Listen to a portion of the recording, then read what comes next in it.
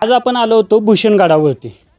स्वराज्याचा एक महत्त्वाचा किल्ला खटाव तालुक्यातला म्हणून अशी ओळख असणारी हा भूषणगड.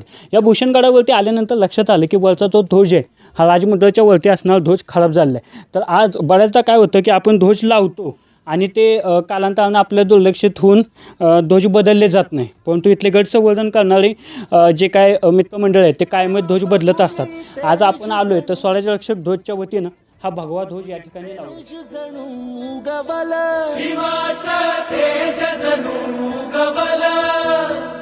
नांगर धरला सोन्याचा साक्षीने ही सोनेरी सुरवात शुभ मुहूर्ती गगन भेदी गरज तो शिवराज